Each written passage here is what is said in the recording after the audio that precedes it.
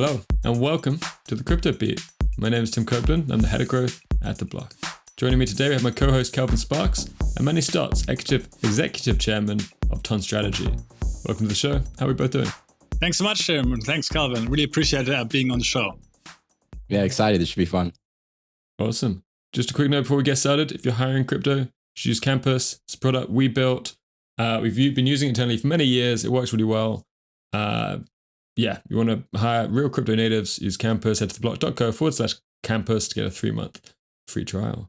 For crypto and DeFi professionals looking to contribute to a team committed to innovation in digital assets, Fidelity Investments is now hiring.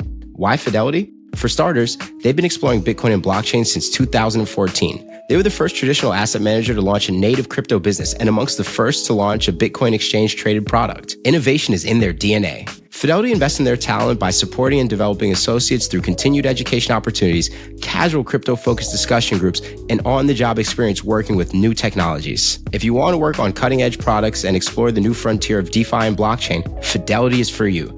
Fidelity's products continue to improve and evolve, staying ahead of this rapidly changing digital asset landscape. Explore Fidelity crypto careers today. Go to crypto.fidelitycareers.com to learn more. That's crypto.fidelitycareers.com. Fidelity is an equal opportunity employer.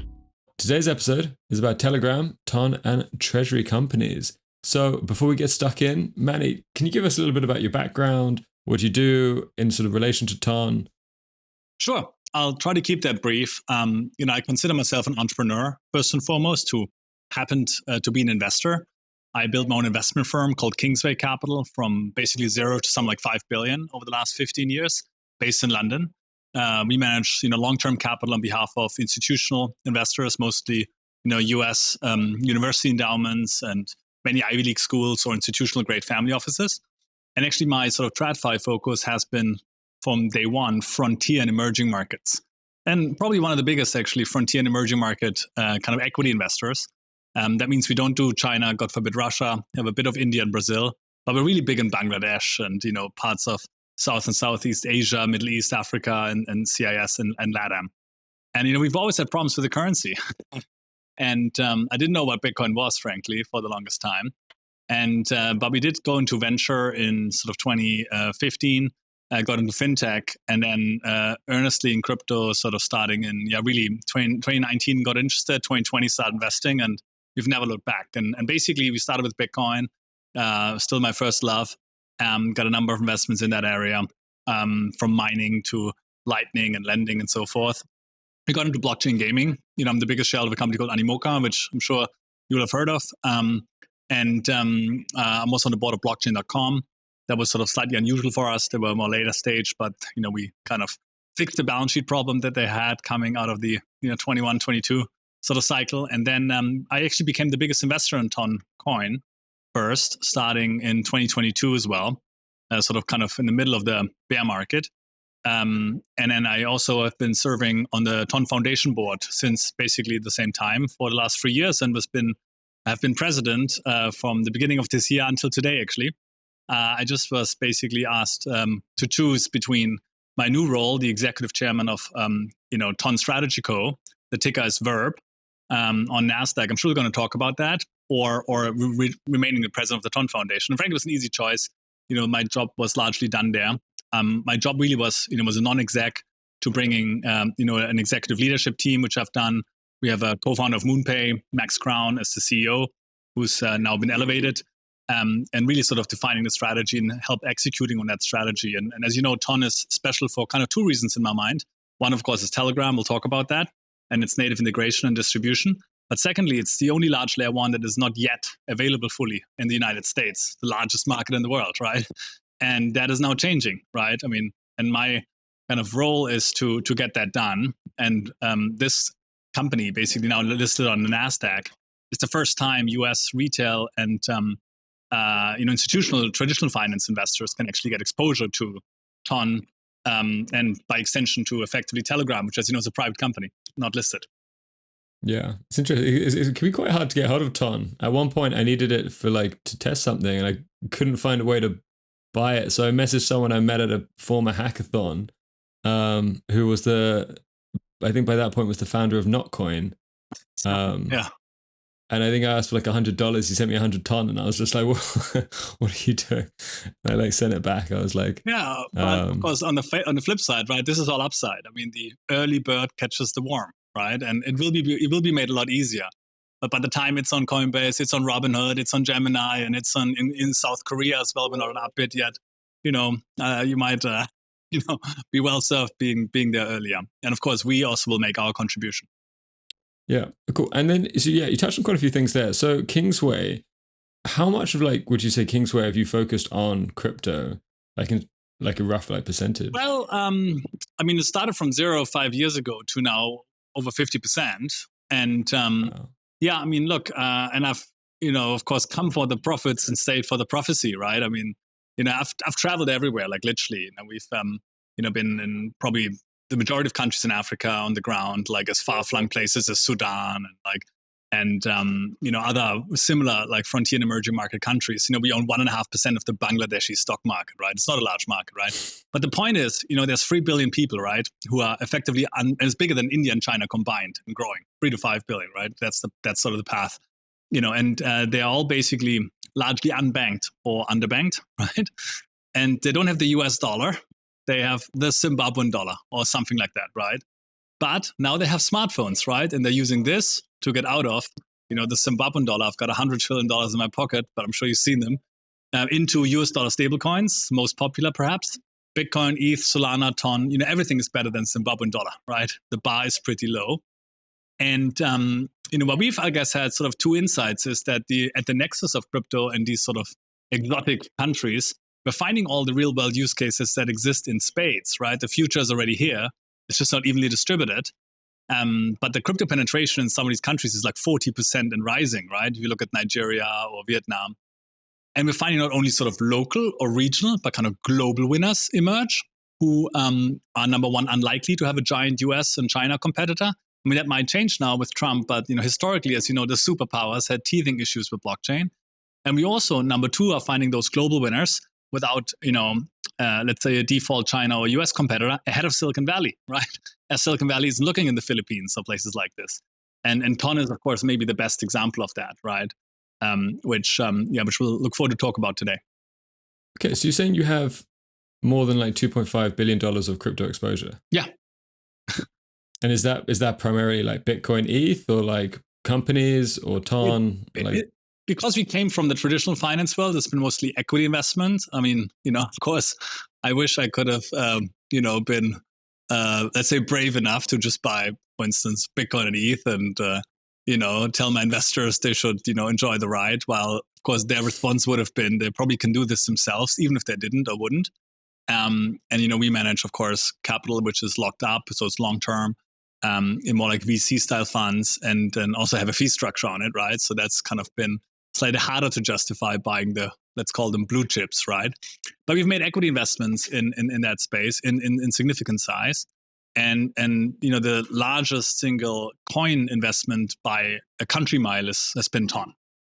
Okay, so it's Kingsway that you say was or is the largest Ton investor? Yeah, I mean, now the company that we just kind of willed into existence has more coins than Kingsway does. But of course, Kingsway is the largest shareholder, and I'm effectively the executive chairman. So it's kind of all in the family. But yeah, I mean, we are, and it's of course public information that we're in good company, right? We have Sequoia, Benchmark, Ribbit, and many other like leading sort of especially US sort of fintech crypto investors. And the firm that got me into this, they want to stay a little bit anonymous, but let's just say they're one of the biggest backers of Elon.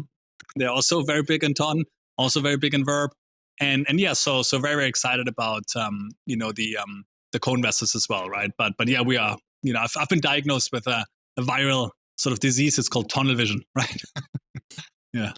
And then you're talking about like $558 million of Ton. Where is it? Are you saying you've already purchased all of it?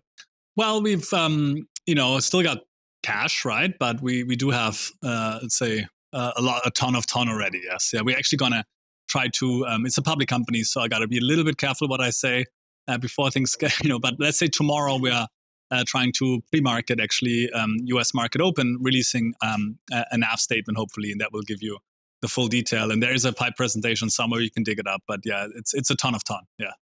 But there's more to come. Of course, we are perpetually buying it. Like, yeah, and where are the main sources that you're buying it from? Well, we'll in the beginning, in order to get this off the ground, we bought some discounted ton with a lockup structure. But in the future, we're just going to buy spot, right? Because we think really, of course, the existing also holders of ton ought to be the main beneficiaries of this.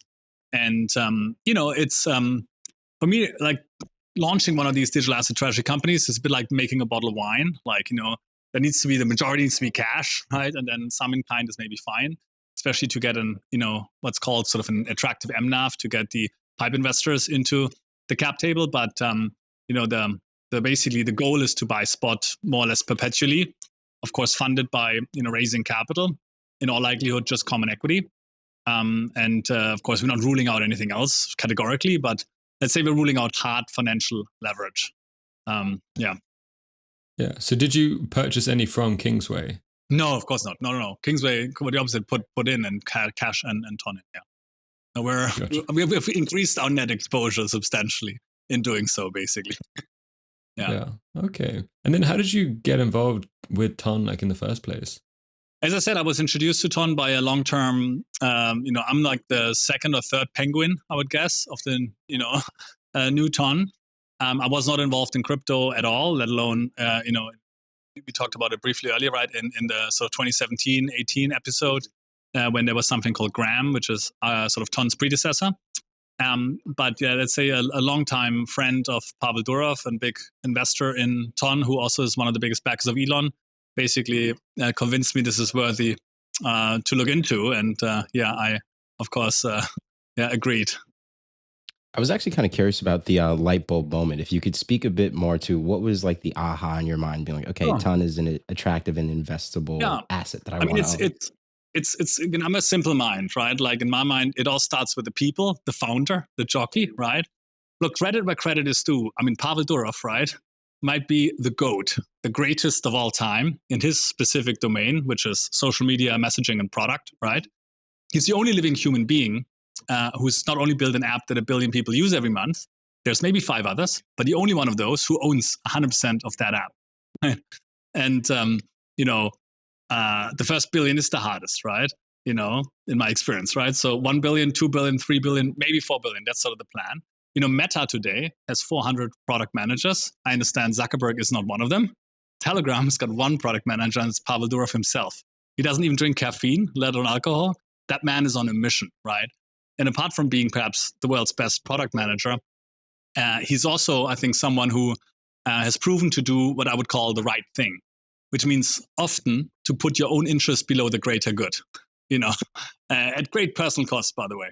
And of course, we can talk about what's going on today, right? But, as you know, he basically had to sort of flee Russia. He has effectively survived assassination attempts and is currently more or less, it's a first world prisoner, let's say, in a political prisoner in France, right? And of course, you can travel to Dubai. But, he has basically chosen to do the hard way and not sell out his user base. And I think that's very admirable, right? And I think, of course, don't let sort of perfect be the enemy of the good. I'm also here to criticize Pavel and certain things, but, he's generally been extremely unique, right? As a founder, like Elon level good, right? And hard to find, hard to even partner with, right? So that's number one, right? Secondly, we have such an unfair competitive advantage, right? If you kind of have the messenger on your side, it's not a fair fight, I mean, I don't want to take anything away from, Vitalik at Ethereum. He's a genius and has pioneered a lot of this work, right? And I'm a huge, Ethereum bull and fan. I'm also not looking at this competition, right? And equally, Anatoly at Solana, right? Executed extremely well, especially in the light of the, sort of FTX fallout. I take my hat, right? Tremendous execution, especially on the developer side, right? But right, if you look at the jockey, right, sort of the team, the founders, our Russians might be even smarter, harder working, more committed than Vitalik and Anatoly, who are also Russians, by the way, ethnically at least, right? Number two, we've got a nuclear weapon called Telegram. They don't, right? And of course, we're cooperating with those guys, right? And I think, again, it will be sort of horses for courses, but ultimately, I think everything will get bigger, right? I think I said this sort of earlier, like, I think this could well play out a bit like the FANGs or Magnificent Seven, as we call them now. And I can't tell you whether it's 5 or 7, right? But there likely will be a handful of crypto protocols which have the potential at least to become $1 trillion protocols, right? I mean, Bitcoin's there 2 trillion, right? Going higher in my mind, right? Ethereum should be there by now, and I think we'll get there next. But that will be about 2.5x from here. Maybe Toli gets there first. Wish him luck. There'll be like a 10x from here. But Ton is a fraction of either the size of Ethereum. I think Ethereum is 50 times bigger than Ton last time I checked, and Solana maybe 12 times bigger than Ton. So if you believe, right, which I do, that Ton is in that club, you got to take a look at this, right? And also you can look at sort of the performance, right? I think there's at least 3 reasons why sort of Ton has probably underperformed, which are very easily explained and are basically being rectified, right? Number one is, altcoins overall have underperformed. I think for 2 reasons. One is that, we didn't have the institutional bid, right? The ETF, but also the treasury companies, right? I mean, Saylor had an impact and his disciples, right? Now we have the treasury companies in, Ethereum, seen a bit of an impact, and Ton just getting started, right? And of course, also there's lots going to happen in Solana, which we're excited about. Now, secondly, all of the new money into crypto has largely come from the US, and Ton is not available yet in the US. We just talked about how hard it is to buy it, right? Let's assume that's changing, right? The treasury company launched this month, the wallet last month, and there's a few more blanks to fill out, but we're working hard on it, right? And so I think when you look at this, right, sort of, it could be a $1 trillion animal hiding in plain sight, right? I'm not sure what we call them, decacorn, unicorn, And also, I come from TradFi, right? And I've seen, for instance, some of the, from emerging markets, like the best tech investment ever made actually was not Silicon Valley. It was Tencent. Zhang Lei from Hill House, right? I'm sure you've heard that name. Like in 2004 or 5, bought I think $30 million of Tencent. Didn't keep all of it, but now he's the second biggest asset manager in Asia after SoftBank, right? And how did, Naspers, right? Legacy media company from beautiful Cape Town, South Africa. They put 30 million into Tencent, and that turned into a $180 billion stake. 6,000x, and it took 15 years, but still, right? And Tencent became Asia's most valuable corporation. How? You had WeChat in the middle, right? The messenger. Then all the, financial applications, granted no blockchain, but, of course, payments, payments in China, mobile payments are like 200% of GDP, right? Dwarfing Visa and MasterCard globally, right? In terms of its size. And it's really become a super app, right? Which we don't have in the West. Not yet. I mean, Elon's working on it. X is, I think, with XAI on path to become a super app. Also will have crypto integration. But Telegram's got 50% bigger user base than X and has already got blockchain integration, right? So if you kind of zoom out, this is really, I think, in terms of the stars aligning, I've rarely seen this. Such a world-class proven team. We've done it once with also VK before, biggest social network in Europe still. Done it twice with Telegram. Can we do it with Ton? I think so. Going after such a, prize with such an unfair competitive advantage, right? So that was kind of the aha moment. And we're so early in the journey still. Oh yeah, absolutely. I concur. Could you speak to some of the hurdles as to why there hasn't been a super app in the West and why Ton is kind of positioned to be that in your mind? Yeah, I mean, look, also Zuckerberg, of course, tried to do this, right? And, I guess he's not been allowed. We can debate why that is, right? I mean, and he will, of course, try to come back in with, it was Libra, Diem, Novi. Now it's probably going to be some sort of, Meta stablecoin is my guess, right? I'm not close to it, but, there's been headlines. But of course, they're also busy with AI. And by the way, it wouldn't at all shock us, right? I think, but it shows you the size of this, right? So, if you're Zuckerberg sitting at a 1.9 trillion market cap today, it's kind of hard to move your needle. He thought this can, right? And so don't take my word for it. This could be a $1 trillion idea, right? And look, I think, the internet in the West has just developed slightly differently, right? And we had, a different set of regulation. As you know, in China, they have basically firewalled the whole thing. So the relative market share of the Chinese internet giants, whether it's Tencent or Baba, is orders of magnitude bigger than the Western ones. You think Amazon is big, it is, right? But as a percentage of e-commerce market share, Baba is much bigger within China, right? It's sort of like oligopoly, monopoly type of situations, right? Yeah. And but yeah, I think we also have had probably less leapfrogging, right? I mean, again, I'm an emerging market investor. I mean, people don't know this, right? But there's like $1 trillion of what's called mobile money in the world. SMS, Rails, M-Pesa, Safaricom. 80% sits in Africa, right? And it's all shilling or like local fiat, right? I mean, that will be eaten up, right? We're so early still. And my point is, so I think we're, gonna see actually more. We can learn a lot more, maybe at least at times, from the Eastern internet than we can learn from the Western internet to understand the future, especially when it comes to blockchain. Because with the big difference that China didn't have it. And when you were sort of investing in Ton sort of in its early days, was it difficult when there was the lawsuit against it? For instance, like when it was essentially blocked from having its own cryptocurrency and it had to sort of like separate out the cryptocurrency and have it all run separately. Like, were you at all like worried during those times, or did you just have, just faith in the team throughout? I was spending there, wasting my time, still trying to make money in fiat TradFi land, right? So I was not involved back then. But of course, I've heard the story, from firsthand accounts many times. But yes, of course, this was a, you could argue somewhat existential moment, right? And I think one of the mistakes perhaps were to, what the Brits would say, ask for permission rather than begging for forgiveness. So I understand what Telegram did. They had Sked and Arps doing the docs and consulted all the regulators, and some other people just didn't do that. Like EOS just launched, right? And they settled with the SEC and still walked away with 100,000 bitcoins. So I think and the result of which was maybe a much better outcome, right? Because it was the classic ICO at the time, where the messenger itself was issuing a token. And then when this was abandoned and everything was settled, the project was open sourced. And, Pavel is a pretty good game theorist, so he wanted to see if the community picks it up and keeps it alive, and they did. There were a couple of forks from the original Gram. Ton is the only relevant one, in my mind. And then, of course, the SEC settlement expired. That was 2023. Trump won the election, so the winds have changed. And now, of course, Telegram is integrating with Ton, but it's a much more, I think, decentralized effort than it had been in the beginning, which, of course, much more in line with the ethos of the industry and crypto. Yeah. Yeah. And you talk about how Telegram's size is a really big positive for Ton's, potential. Do you think it also serves as somewhat of an upper limit in terms of, let's say you've got, if you have like Aave on Ethereum, it's very agnostic to any sort of application. Anyone might choose to integrate it. You might see any sort of, platform offer like, lending rewards or something. Whereas when you have like a coin that's tied like very directly to one singular product, you might find like it gets less integration outside of that product. Yeah, it's a good question. I think on a net basis, I think clearly Telegram is a net positive for Ton, right?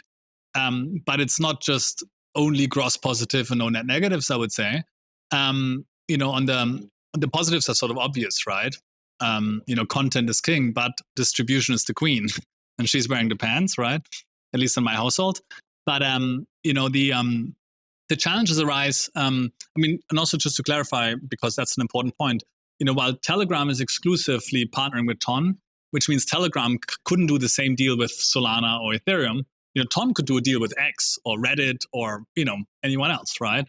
And as you might have seen, there were some exchanges, let's say, between the software goat Pavel and the hardware goat Elon, right? Which I can't say too much about, but let's just say they're in touch. I think the bigger challenges is that while Telegram is very well known, Ton isn't, and I think Ton is actually quite misunderstood. There's been a lot of questions. So is Telegram really committed to it? Is it really financially aligned with it? Is Pavel really behind it or not? Right? And I think those we'll try to dispel those misunderstandings quite forcefully. And you'll see a bigger, and this is part of it, like sort of education campaign, especially as Ton come to the US, right? Is going to be necessary. I think we've done a very poor job as a whole as an ecosystem to tell the story. And I'm also blaming Pavel. Like, if he's not telling the story, good enough, who can expect me to do it better? I don't know. I'm trying my best. But I think another challenge comes with this a bit like, what I admire about Ethereum and Solana, because they kind of came from nothing sort of thing, they had been more scrappy at the beginning. And, we are sort of almost our own biggest enemy. It's like, we are Telegram. We have already won it. That's not true. It's not true. It's not at all.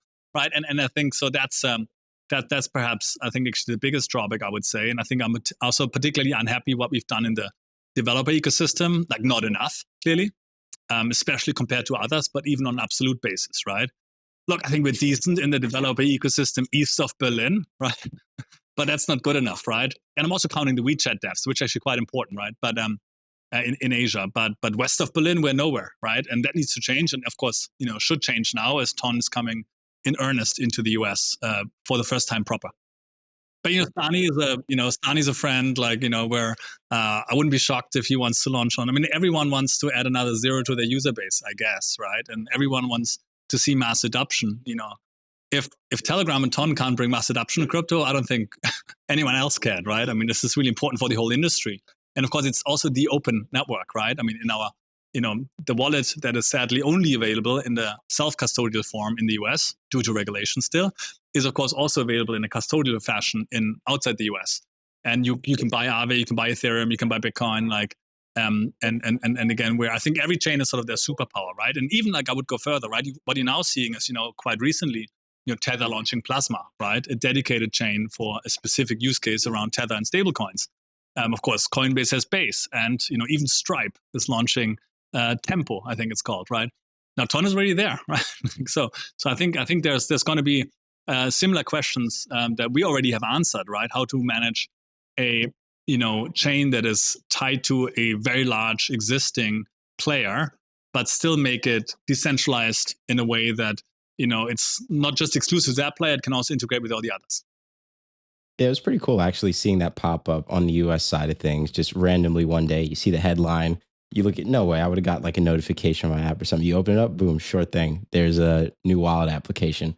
When you go to buy, it's funny. It's like, not like $25, $30, like no, $300 straight up. Let's get in the Ton ecosystem. So it's pretty fun UX, just clicking through and getting a chance to actually play around with that live. Yeah, it's still clunky, of course. Again, the on-ramps are still missing. But again, you can imagine what's being fixed. I mean, I can say... Oh, it's beautiful visually, though. Yeah, it paints a nice picture. Just announced investment in Toncoin. Maybe I'll leave it at that.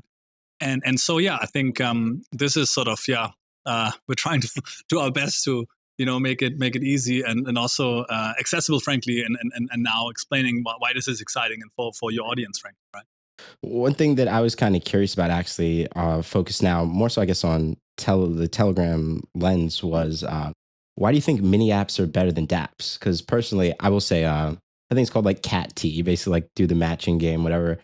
It's one of the few crypto apps, or I guess crypto adjacent applications that I actually have gone on to play over time, just because it's stimulating. You have the flashing lights, the sound effects. It's just unlike most crypto apps I've ever played around. They're crypto adjacent things. So just curious what your thoughts are there on the superiority of. I mean, look, I'm not a very technical person, right? So a little knowledge is a dangerous thing. That's what I have, right? But I understand, again, this is very similar to what happened in WeChat, that you have the mini app platform.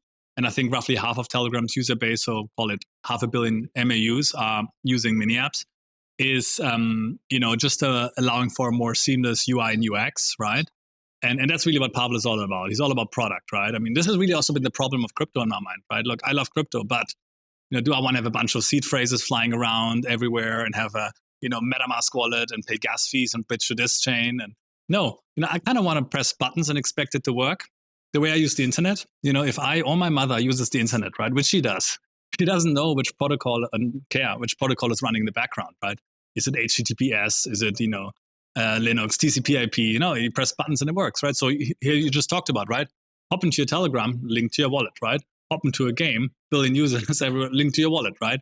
So 1 click, 2 clicks, right? Not like, 15 loops and so forth. And I think that's really what's been missing, right? And it can't be 10% better than what we had. It needs to be 10 times better, right?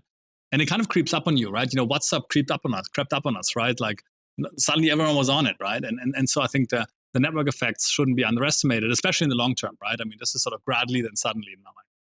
So then I guess curious if you could speak to the path to monetization, obviously, since it seems, or it's very apparent, distribution is Ton's like superpower. So what does that look like for this mini app developer? So look, I think, we're trying to be the sensible part of the crypto industry without any disrespect to all the, fun and games over there, right? My point is, I come at this from, again, the global poor and unbanked, right? What do they want, right? Number one, they want a dollar account in their pocket, right? Stablecoins. Okay, we have Tether. We launched Ethena, FDUSD, and, let's assume the biggest sort of American soil stablecoin is coming next, right? And then, the reality is, right, people don't want to they want to buy stablecoins, not because they want to get a yield or like just they want to get poor, right? Basically, and then the next thing is probably the dollar with the yield, right? Athena is a good example, USDE. Ultimately, the yield will more likely come from real world assets as well, right? Which of course is more scalable. In China, they had this too. They called it the Digital Money Market Fund. Very Chinese names, like the Tencent one was called Leftover Treasure, where you have like, a little bit of leftover cash in your checking account, sweep it over, right? And it's daily liquidity, right? The next also, again, as sort of, sound money people, we want, we've just launched gold, like Tether Gold, right? Which is an elitist store of value in the West, right? To get the London LME whatever gold price, you need to be rich, right? Even if you buy jewelry, there's a fraction of the value is the gold. The other fraction is the marginal for the jeweler and distribution, right? Now you can buy, gold on chain and have it in your self-custody wallet, all on the Tom blockchain. Same with Bitcoin, TGBTC, right? Again, as you know, Bitcoin layer 1, sadly, is not built for 3 billion unbanked people. And the UTXO set isn't, big enough. And even Lightning, I'm one of the biggest investors in Lightning in the world. Sadly, not yet anyone really using it. It's not ready for prime time, right? But I think, let's start there. And then, of course, DeFi, right? I mean, the stablecoins forms the basis for DeFi, whether that's, borrowing lending, of course, yield farming, and of course, trading as well, but also payments and remittances, right? I mean, there's $1 trillion of remittances of the world, right? And Telegram sits on both sides of the corridor, right? Whether it's US and Mexico or, by US and India or UK and Pakistan, right? And so that's going to be really interesting. I think payments could, what happened in China was all became QR codes, right? Why not? Right? I mean, online or offline, every corner shop in Africa can have a QR code with a, a smartphone, right? With a Telegram, and you can scan it. And so I think this is sort of like how we think about it. And of course, gaming. And look, I'm a huge believer, again, as one of the biggest investors in, Animoca, right? I mean, we have a thesis that, gaming is, I think, the most obvious application for the technology, digital property rights, for two reasons. One is size, 3.2 billion gamers, bigger than film and music combined and growing, 150 unicorns without blockchain.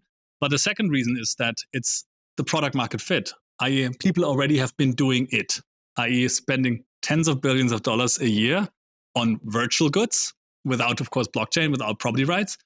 And I think, doing it with property rights on the blockchain is better than without. And yes, there is no, of course, a way around making these games really, really fun and really, high quality.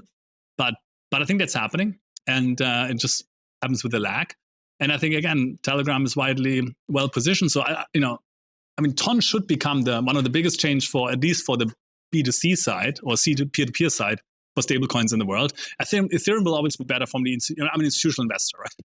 Like, would I put institutional money, which we have, right? We have a ton into Ton DeFi? No. Would I put it on Aave? Yeah, I would, right? And but it doesn't mean there's a mass adoption use case for consumers, right? And also for gaming, I think it should become the biggest chain for blockchain gaming. I mean, you've seen this already with these tapping games, which of course is not where we end up, but it's where we started. You could have added 1-0 to everything that happened before.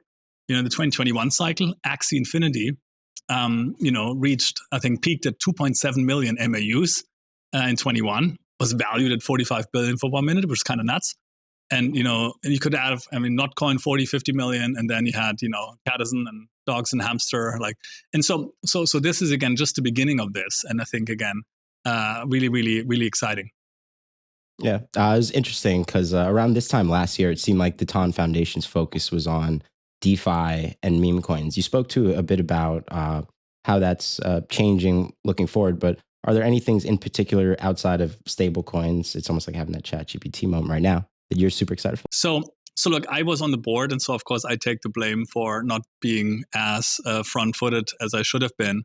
But I only became president kind of at the beginning of this year, right? And I think that the focus on DeFi is, of course, DeFi is, I think, part of the entire ecosystem, right? So we definitely need to be having it. At the same time, the chain architecture has been designed primarily for scalability and speed.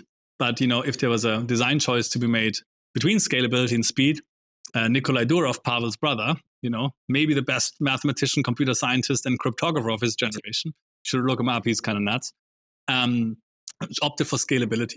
Why? I mean, obviously, Telegram has, hundreds of millions and ultimately billions of users, and it needs to support that mass adoption.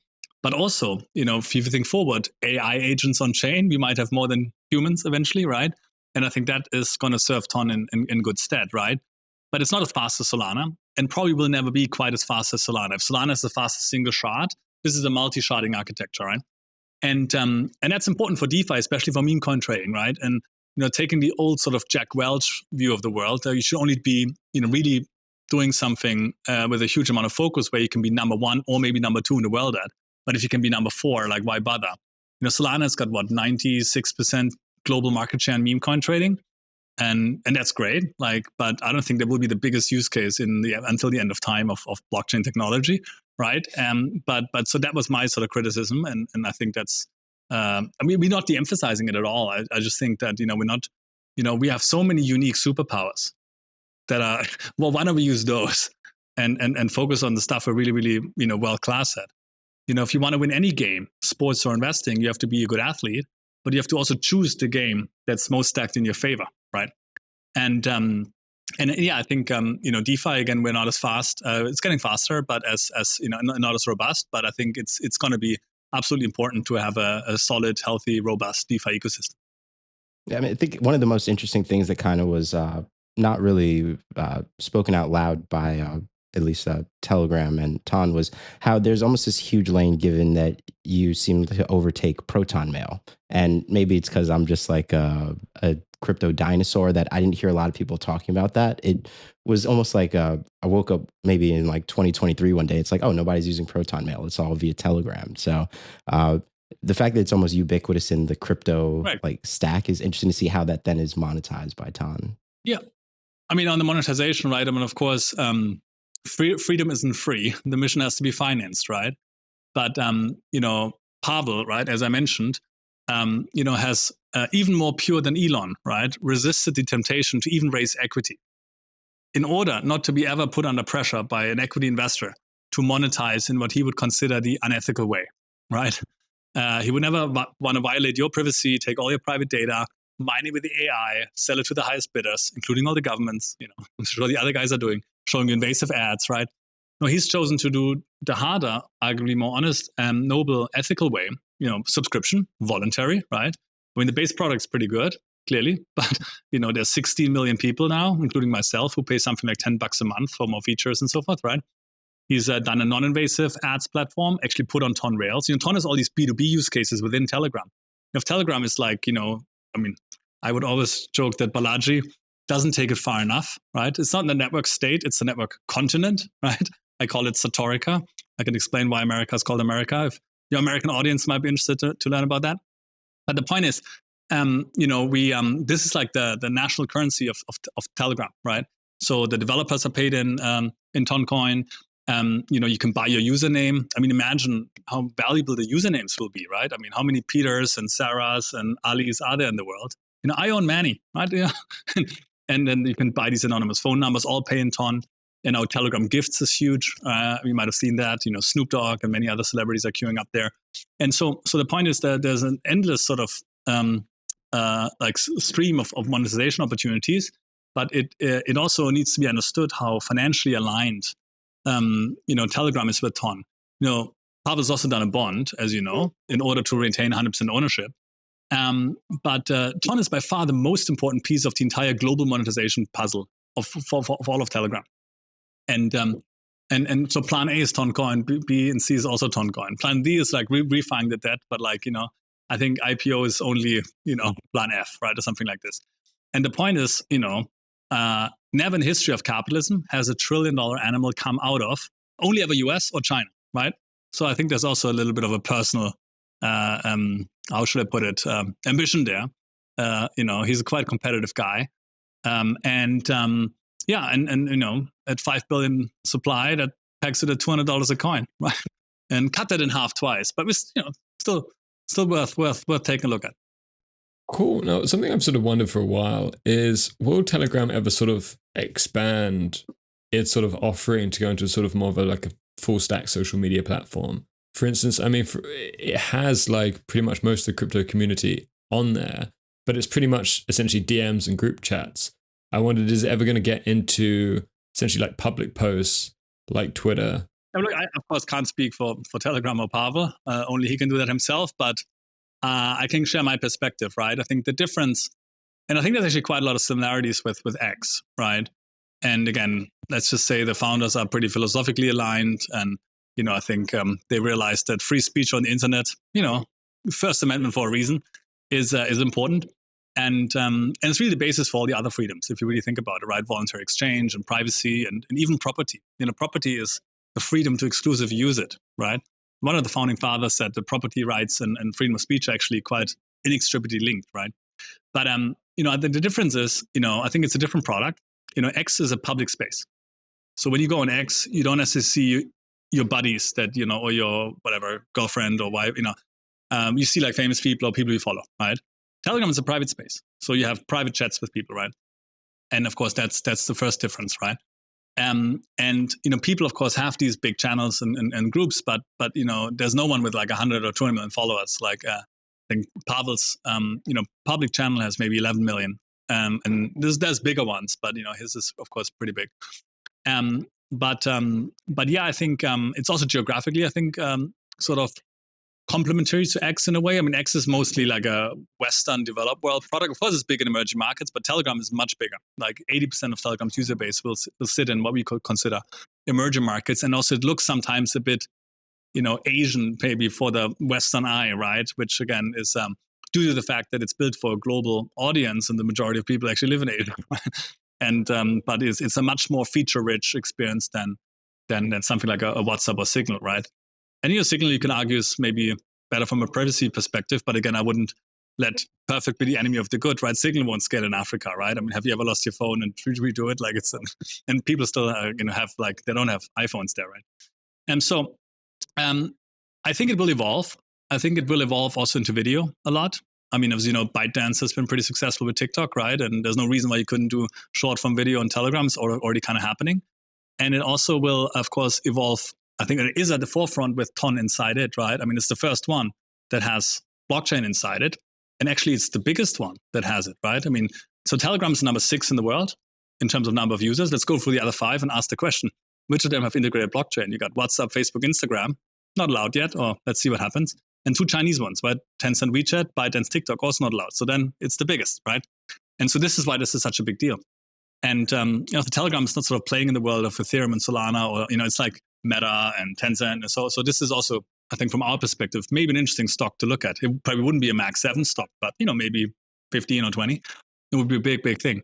And this is not the only one that is, basically allows public equity exposure to this. So what I would say is that, I would just bet on Pavel.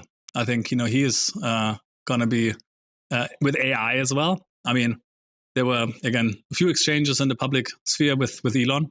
But let's just say that there's more, more companies that are trying to build very large LLMs than companies that have 1 billion users, right?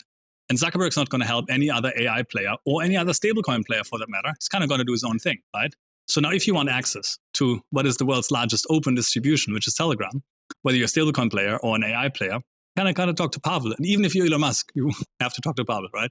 And so I think it's going to be really exciting to see. Reddit has been quite interesting, right? It's turned out to be a treasure trove. Look at the stock. Maybe Telegram is also a treasure trove. And there's ways, of course, especially with blockchain and sort of, ZK technology to kind of, do AI the ethical way and use user data in a way that it's not going to violate privacy. Cool. Okay, so let's get back on to obviously Ton strategy. Sure. Big sort of, story, I guess, of the week. What's the sort of plan behind it? What's your sort of broad vision there? Yeah, I mean, it's not very complicated, luckily. I've known Michael Saylor personally for 4 years. I went to his 100K party this past New Year's in Miami. Wonderful midlife crisis, I thought. Are there any celebrities you don't know? Most of them I don't know, no. Yeah. And I mean, I think even the normal people don't care about Michael Saylor yet, luckily. But and by the way, I really don't want to be famous. I think it's a liability rather than an asset. But I've reluctantly agreed to sort of sacrifice my well-earned privacy for the greater good, right? So my point is, Saylor has, I think, almost accidentally pioneered a new genre, right? The sort of traditional finance Bible of capital allocation, if there is one, is a book called The Outsiders, worth reading. Will Thorndike wrote it.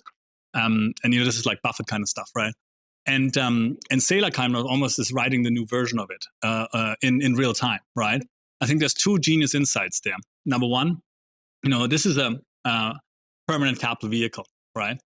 And unlike an ETF, where if you sell the ETF sells the coin. Here you sell the stock, coin stays, coin doesn't move. Stock can go down, right? But like coin doesn't move, right? And what it means is you can trade at a premium or discount, but it can do something about that. You can issue stock or buy back stock in, of course, not Bitcoin, but in our world or in Ethereum and Solana's world, you can stake it. And you can also be included in the index. The ETF can do none of these things, right?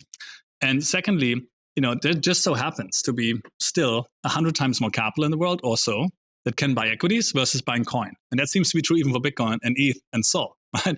And so whatever the true number is, you can add 1 0 probably for TON, as we discussed. So scarcity premium, anyone? Now, secondly, I think Saylor realized that this is a race. This is a winner takes most game. The scale economies in especially raising capital, and especially at the cost of the capital you can raise it, is so compelling. It's like a network effect, which is like liquidity and scale, that it's the winner takes most. Now, doesn't mean the number two can't perform well, but I don't think the number two in Bitcoin can catch up with Saylor, who's 30 times bigger, right? Now, again, imitation is the sincerest form of flattery. Tom Lee at BitMine has, I think, outdone Saylor at being Saylor, right? I mean, Saylor has outperformed NVIDIA stock in the AI boom, and you got to decompose the returns. So I think Bitcoin's up like 10, 11x, and Saylor stock is up, MicroStrategy, 30-something x. So only 1/3 of the return has come from the spot. 2/3, the majority, have come from intelligent capital allocation, right? And BitMine, I think, there has been a compression in the MNAVs just the last couple of weeks, but Ethereum is up 60% or so, and BitMine stock up over 10x in less than 2 months. So what the F is happening? Now what's happening is that basically the playbook has sort of been evolved, and if you are a well-structured digital asset treasury company, you can grow book value per share in its simplest form by basically issuing stock at a premium to book and buy coin at book, right? It sounds like counterintuitive because, it's dilution. Well, yeah, but it's accretion. Like actually, if you run the numbers, right? And it works the other way, right? If you were to trade at a discount to NAV, which will happen at some point, it did happen for MicroStrategy, which is, of course, the only one we've got data on, you can buy back your stock. If you do that at a discount to book, you basically grow book value per share, right? And so now, in TON, I think not only are we, of course, let's say, moderately more bullish on the underlying, I think, Bitcoin will double, Ethereum will double, right? But that's only a 2x, and you can see the market cap to opportunity here. We think there's a scarcity premium, right? For the reasons we described. And there's also, like, there is no race. In Ethereum, there's a race, right? BitMine is ahead, but there's Sharplink Gaming, SBET, Joe Lubin, right? There's Ether Machine, and there's, a couple other ones, right? In TON, there is no second best TON treasury company, right? And I would even go further. It took Saylor, right? 5 years to, all the tricks in the book, hodling through the bear market, issuing securities that none of the three of us has ever heard of before. Perpetual preferreds, and to get to 3.5% of the Bitcoin supply. Amazing. And it had a huge impact on Bitcoin. Where would Bitcoin be without Saylor and his disciples? It would be high, but not quite as high, I would guess, right? And I think in Ethereum, there's an impact, right? I would venture to say that there might not be an ecosystem that will have a bigger impact of the digital asset treasury phenomenon, or DAT, if we execute well. Why? Because we already have more TON coin as percent of supply than Saylor has Bitcoin. And then, BitMine talks about, 5% of all ETH would be we'll get there like by Christmas. We can be more aggressive than all these guys. And I think this is kind of so important. I think that it's worth talking about, and maybe also gives an opportunity to US investors to take a look at this, because no one really knows. People have heard of Telegram, but people are not fully understood, especially US retail investors or institutional investors haven't really heard of TON as much. You guys have, of course, given your crypto focus. But of our company, the ticker is VERB, VERB. No one's ever heard of, right? And so this is kind of early. This is day one. And hence, and as you know, like in a bull market, likely the stock will outperform with more volatility, of course. And of course, in a bear market, the opposite might be true. But as long as you have a long-term outlook or a stomach for volatility or both, that's pretty interesting. So talking of volatility, what happens if, say, the price of TON goes down 80%, which is done before? Absolutely, yeah, no, we're prepared. So, and I worry about this not so much for us, but for the ecosystem, because what the wise man does at the beginning, the fool does at the end, right? As long as these companies are trading at a multiple to book, people will create more of these companies. And once you see B or C kind of not world class, but lesser teams wrapping coin number 75 in a NASDAQ listing with hard financial leverage. I'm not saying we're there yet, but there has been elements of froth, right? It's going to be a problem, right? And so there's at least 3 golden rules. First, this is Charlie Munger, right? Who said the way smart young men like the 3 of us go broke is the 3 L's: ladies, liquor, and leverage. Even ladies, liquor find no hard financial leverage, right? So this is rule number 1. In our case, not even convertibles, right? And number 2, call me old-fashioned, right? But I want revenues minus expenses greater than 0, profitable, right? Now here we have a massive advantage over the Bitcoin companies, and that of course not includes TON specifically as well, but also Solana and Ethereum. Now we have staking, we have native yield, right? The Bitcoin companies don't have that, and I'm not so worried about MicroStrategy, but I do worry about some of the Bitcoin companies not being able to resist the temptation for yield, right, and reach for it in a way that might be haunting them later. And this is, again, reminds me of the early days of Kingsway. I happen to have built a multi-billion-dollar asset management business from 0, right? And, again, scale matters, right? If you've got 10 billion under management, right? And compared to 100 million, you don't have 100 times more cost, but you have 100 times more capital, right? And if you're getting, 4 to 5% staking yield, even if you cut in half and cut in half again, which is not quite 80, but 75%, right? You're still profitable, right? I mean, these look, Pavel runs Telegram with 30 people, right? Engineers. It's the most, I think, efficient engineering operation on planet Earth. But you can run a high-quality digital asset treasury company like you can run a high-quality investment business, with 1 person per billion AUM or something like this. And these might be expensive people, but you can pay them in stock, investing long-term, eating your own cooking. And so you can keep the cash costs quite low.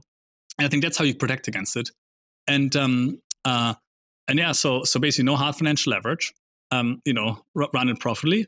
And then also third, at some point, always have some cash. Fiat money tends to be underestimated, especially in the bear market. It's always good to have some, right? It's always good to have a source. So basically, if you follow these 3 rules, right, and let's go through your scenario, the premiums compress, right? Right now, the premiums are 1.5 to 2 times book. They go to 0, 1 times book. They go to negative, 50% discount, right? Which might be the result of an 80% drop in the underlying. So what do?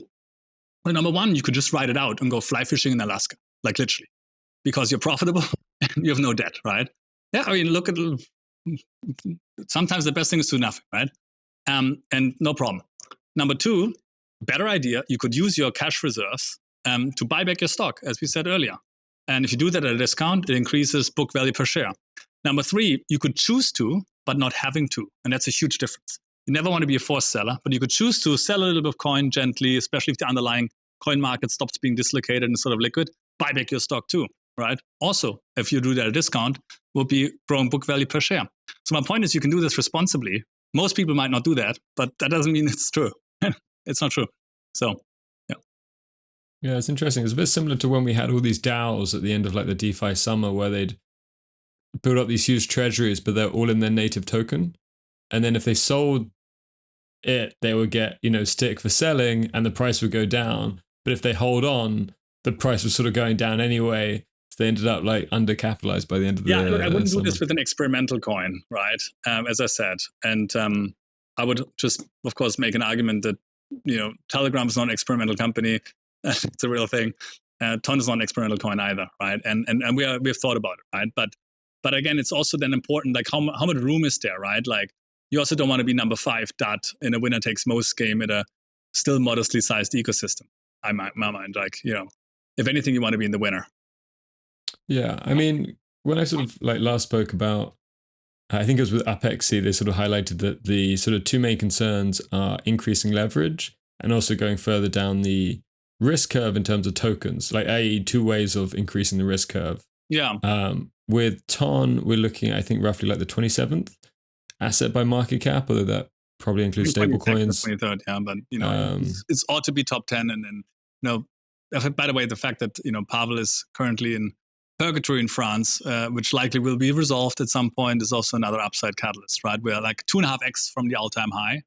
Ethereum's kind of already there, right? So yeah, I'd rather create the treasury company at whatever $3 and change per token than at $8.20 where it was like a year and a bit ago. But do you think there's more risk doing it with TON than with Bitcoin? Yeah, of course. I mean, with the caveat that, I'm not sure it's more risky doing it with TON versus the number 75 Bitcoin company that does it, right? And the people are doing it, right? So, and I think, again, the staking is something that is, they need to think about. I mean, running a public company is not free, right?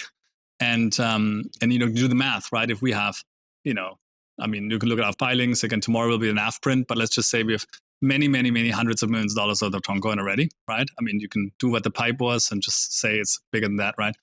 It doesn't take a genius to figure out. When you look at what the native yield is, we will have, $30 million of revenues.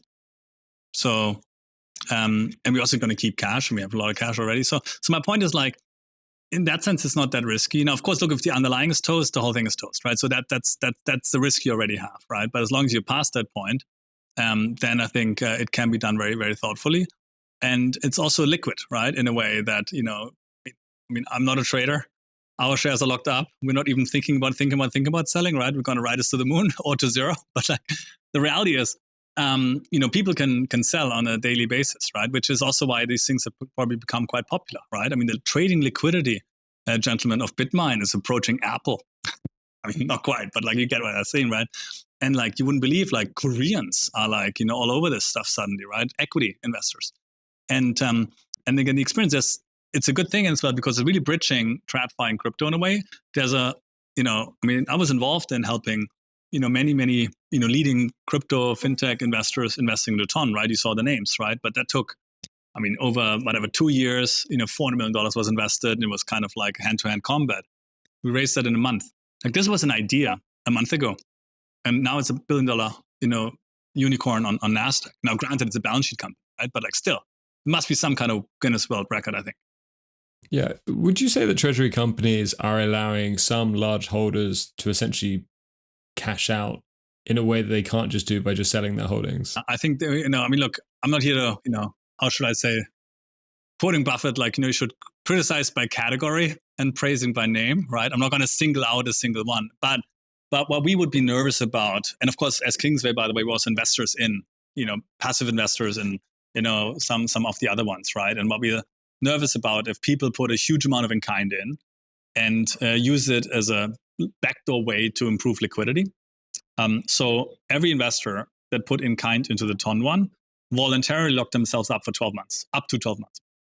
And the normal pipe investors who put, and also put a lot of cash. So, and not just in-kind, right? And the investors who put only cash, they're liquid after 30 business days. So that's 12 times shorter, right?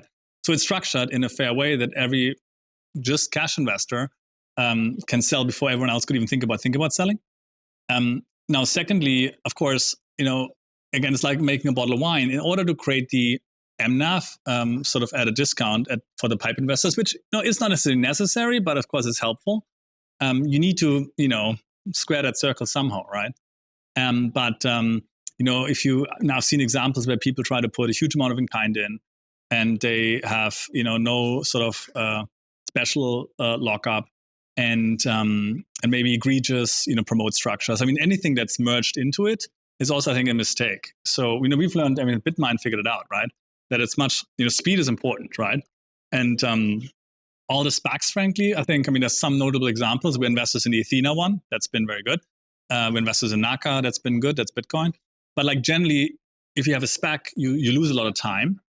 And we think the common equity pipe in what is called a, sort of clean listed operating business is the way to go. And doing it, especially in a NASDAQ company, very important. It has to be S3 eligible. So they can do an ATM. It's called at the market offering. So we closed our transaction in 3 days and filed for $1 billion ATM, which means, we can just sell shares in the market gently. It's primary, right? And raise capital and buy more coin, right?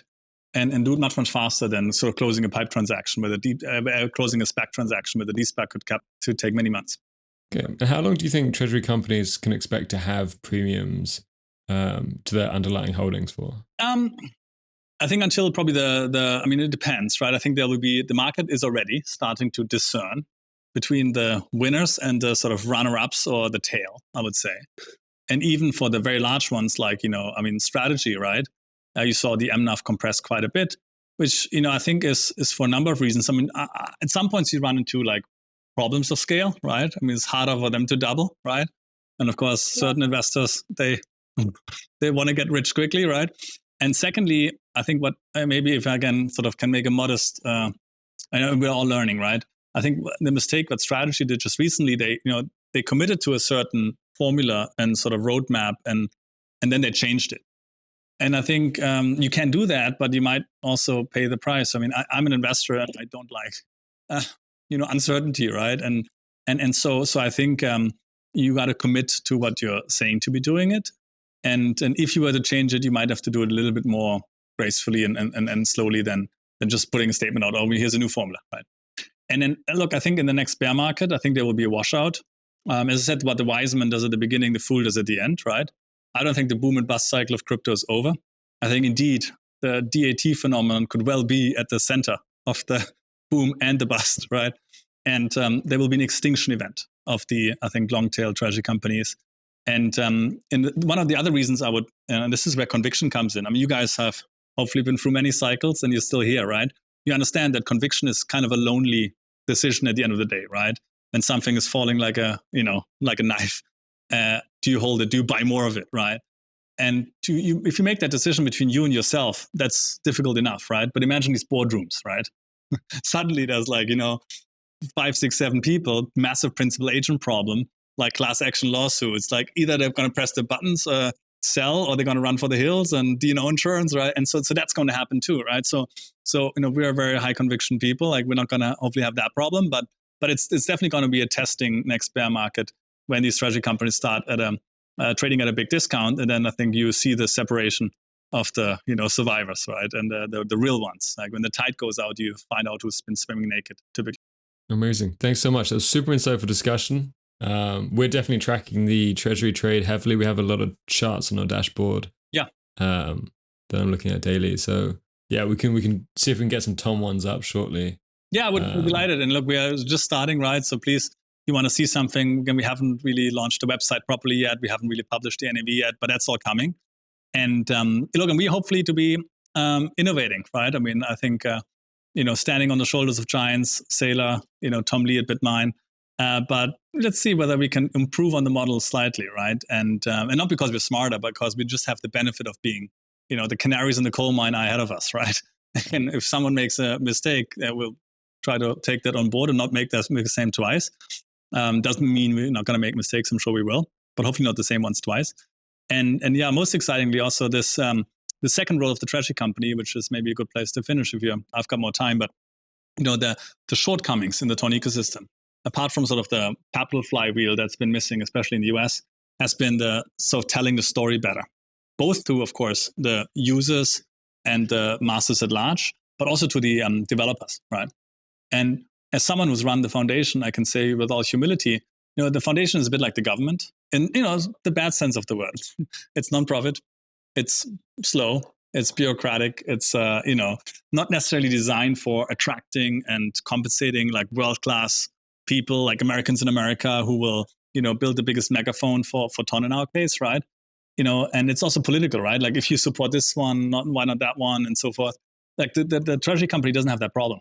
Like it's a private enterprise, right? For profit, unashamedly so. Greed is good, right? You can hire world-class people, pay them really well in stock, right?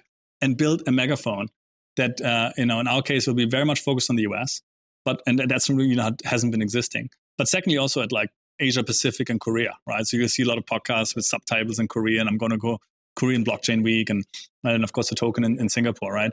And then also address the developer point. So I think that's something where the model can evolve.